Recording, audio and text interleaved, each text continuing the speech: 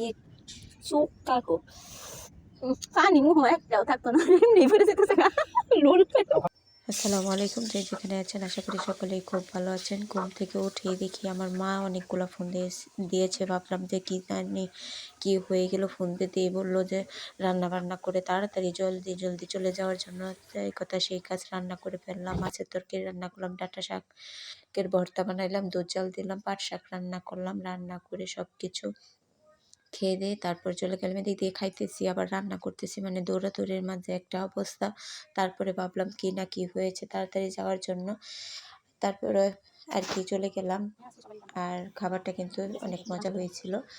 আর আল্লাহ মাফ করুক, মারে বললাম যে মা আপনি না বলছেন যে ধান সিদ্ধ করবেন না, ভাবলো যে রৌদ্র উঠছে তার জন্য সিদ্ধ করে ফেললো। তাই কিছুক্ষণ পর পর বৃষ্টি আসতেছে আর ঝড়ো করতেছে, আবার বৃষ্টি উঠতেছে। এখন আবার একটু রৌদ্র উঠছে, তো সবার দৌড় শুরু হয়ে গেছে আবারও মেলানোর জন্য। তো ধানটা আজকে একেবারে তেজপাতা হয়ে গেছে, বারবার ধান জড়ো করা জমা। আবারই বৃষ্টি আসতেছে, তো ধানগুলা তেমন শুকায় নাই, খুবই একটা নাজেহাল অবস্থা।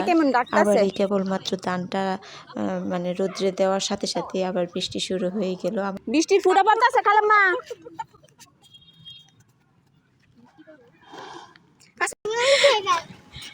দান লয়ে বেরিয়ে হয়ে হাততালি না তোমরা আয় পড়ছো।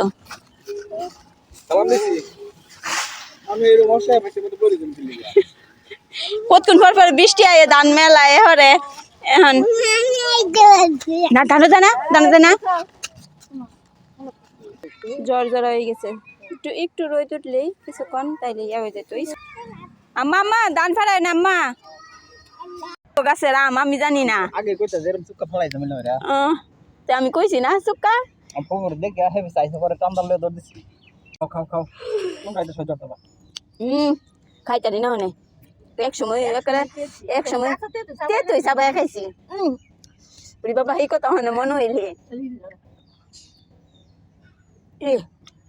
মিষ্টি গাছের আম আছে সবাই বাইরে বান্ধা আম কাটছি, কাইটা খায় লাইতাছি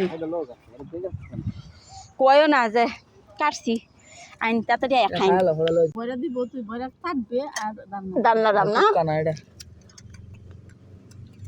না আসলে চুক্কা না এটা হারিবাঙ্গা।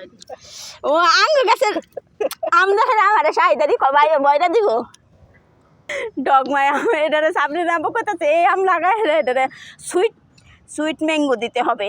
এরকম একটা মজার আমের যদি ডগমাই কয় তাহলে এটা হইব।